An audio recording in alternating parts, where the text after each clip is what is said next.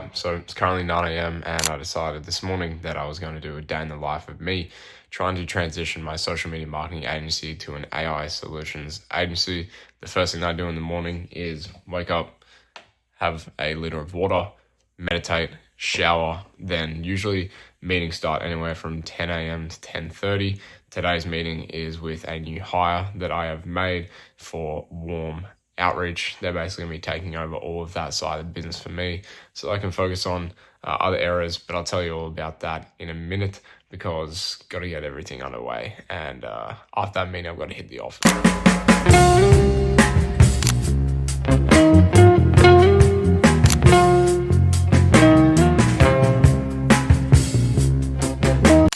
Eat in the morning, but I'm trying to put on a little bit of weight. So I've been hitting the gym and running a whole heap since being here, just as a way to clear my mind when I'm not working. But what we've got here after this meeting is some Greek yogurt, oats, berries, a couple cups of orange juice to get those calories up. And after this, gonna head into the office and do another work block, hit another few meetings, and just keep going.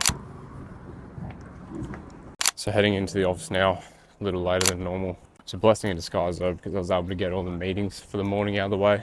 I had a meeting or a training session with a new hire that I made for the agency, Warm Outreach Specialist, which is kicking off stage 2 or phase 2 of my scaling plan for my agency.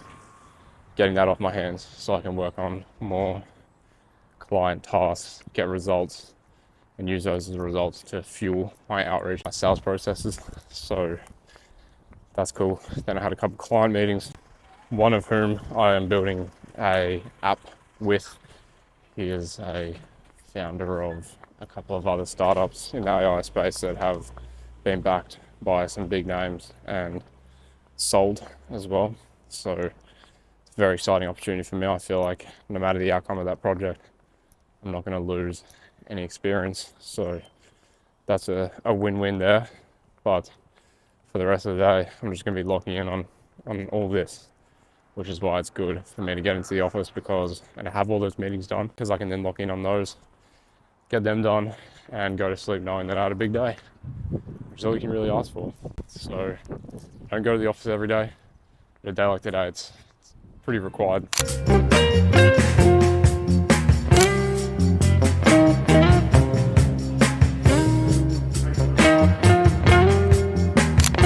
So I also transcribed the whole meeting that I had with this new Warm Outreach virtual assistant, and then I take it over to Claude and get it to turn it into a full training document. And then that way, all I need to do is just film a Loom with it, and I've got that again for any new Warm Outreach assistants that I need to hire. Hopefully I've hired right the first time, but obviously that's not always the case. Hire slow, fire fast, something like that. All right, Jake. Take the camera. What? Oh, you're filming. Oh, so am I doing it on yours? Yeah. Well, like just film. What do you call it? Horizontally. Yeah. So, am I in frame here? Yeah, but it's a little. I was speaking earlier about the phases that I'm going through to scale my agency and how the meetings that I was on aligned with that phase, and I thought I may as well just break it down for you because it's also good for me to teach this so that I can internalize it more myself. Now, I'm calling it phase 2. It's early stage. Well, in fact, I didn't name it. It's actually from a video that I saw from a creator called Liam Otley. He's pretty fucking good, so check him out. So the point is that I'm in phase 2 because I just fumbled through phase 1 unknowingly, meaning I was just trying to get clients that would let me implement AI into their businesses. Specifically, currently my clients that I had to do content creation services for, and I ended up getting to the 5K a month revenue mark just with that, and now I'm getting closer to the 10K mark when it comes to AI contracts value every single month. So with that being said, I'm tipping the scale more towards phase 3. But if I want to get to phase 3 and not just stay where I am, I need to start looking at the team members I need to hire to consolidate this phase, right? Which is phase 2, the early stage. And I spoke to you a little bit about how I had a call with a Warm Outreach Specialist, or just a virtual assistant to help me with a lot of admin tasks, right? Talking about tracking my outreach, following my systems for outreach so that we do keep actually getting results, and also letting me know like, hey, you got a meeting at this time, I set it up, you need to create a pitch deck or whatever it looks like for that, right? So that's the call that I had this morning with this virtual assistant. Now, I do also in this stage, Lee Motley recommends having a prompt engineer, but to be honest, with my type of mindset at this stage, I want to be in the trenches as much as humanly possible. So I know how to do warm outreach, hence why I'm having the virtual assistant come on, because I can create a really, really good SOP for the virtual assistant. And that is something that I myself am really, really working on, because when I have my social media marketing agency, which I'm transitioning out of fully now, I wasn't mature enough to be the leader that would hire talent and give them what they need in order to succeed. Whereas now that's my biggest focus in 2025 is maturing, not just as an individual, but a business owner. And I would say actually more pertinently, if that's the right word, as a leader. So my point is that the prompt engineer may wait to the next stage. Reason being as well is because my situation is a bit nuanced, where I'm working with a lot of software founders, well, not a lot, but I'm working with a software founder right now on my main project, on my main AI contract.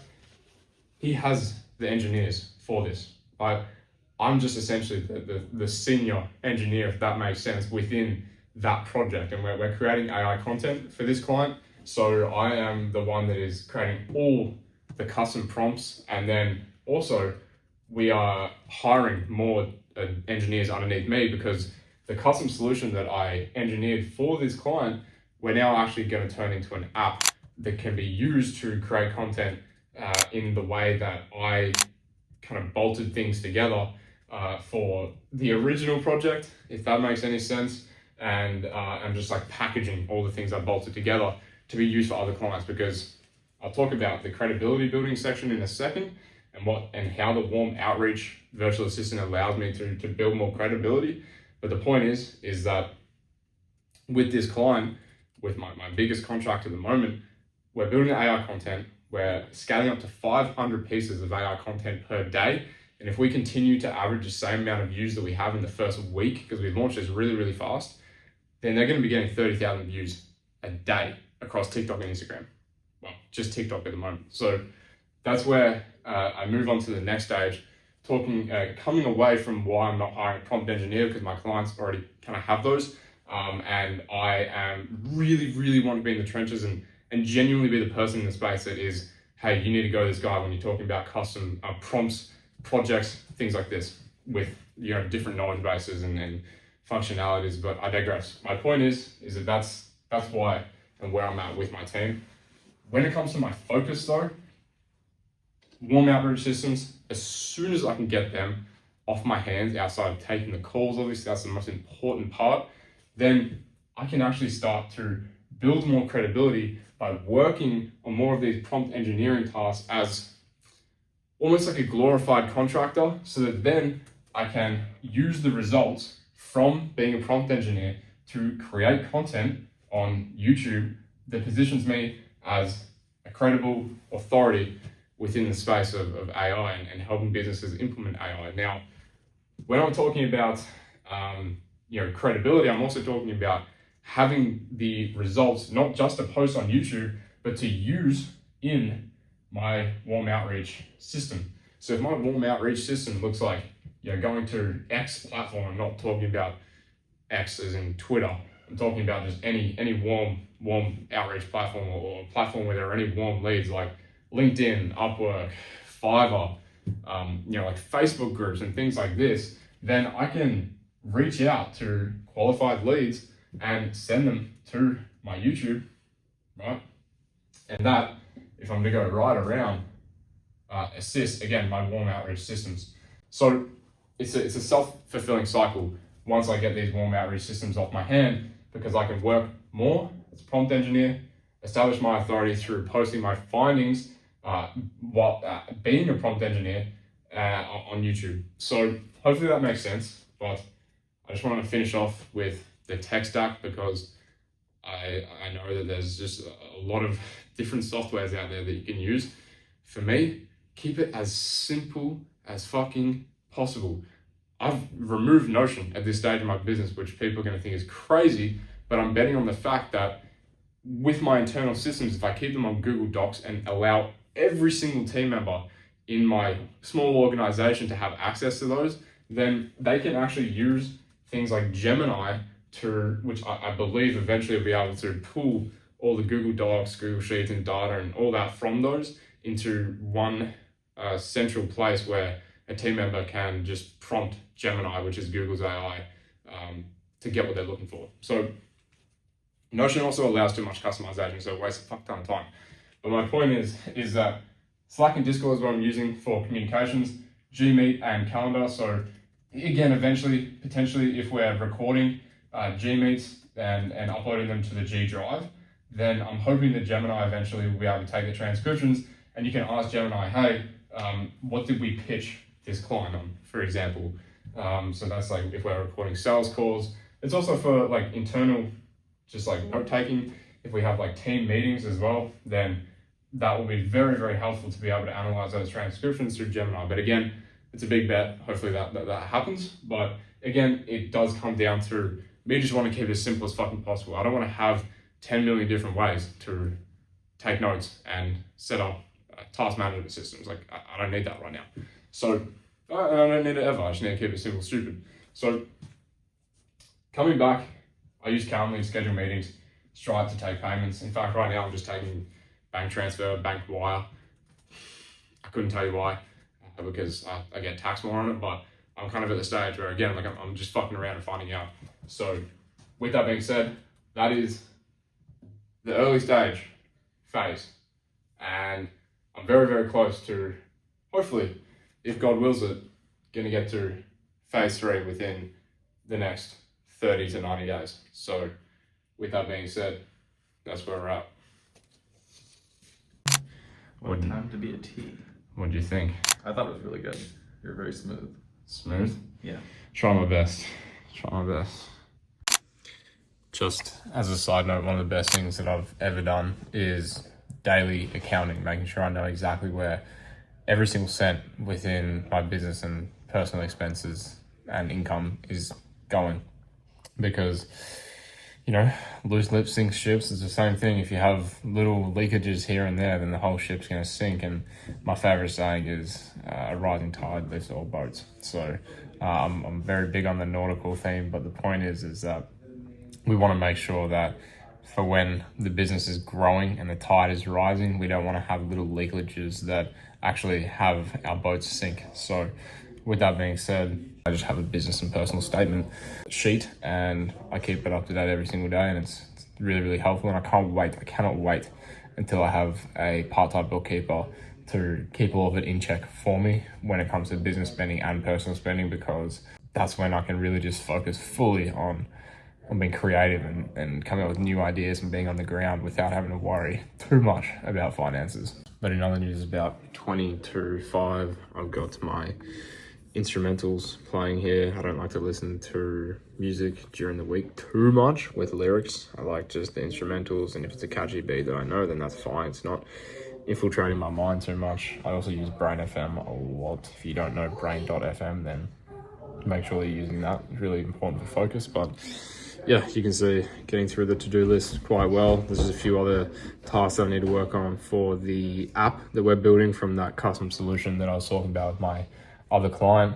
Then, like I said, jiu-jitsu and a few other little things like core study.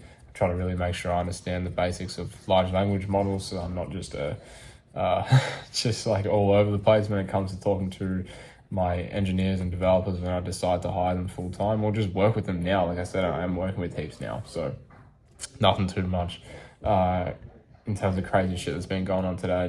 Just really, really getting out what needs to be got out. You've inspired me to jump back on the wheel of YouTube. So I've decided on a 1 day a week thing. And ultimately, I don't want to sell.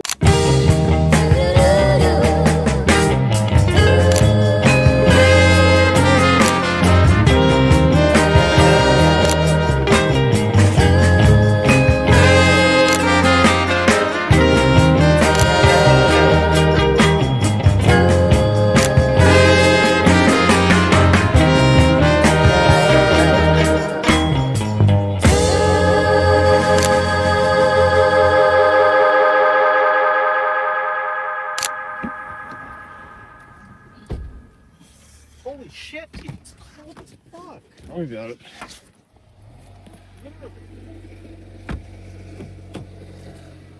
This is not even fucking comfortable. Oh my. We're gonna start off like this right now. What's up, guys?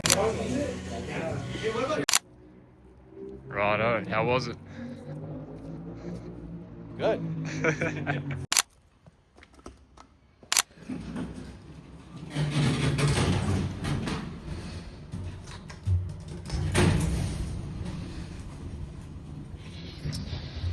Alright, so end of the day, finished with some rolling. I'm gonna go home, shower, have a little bit of food, and finish off the rest of the task for the day. Huge day.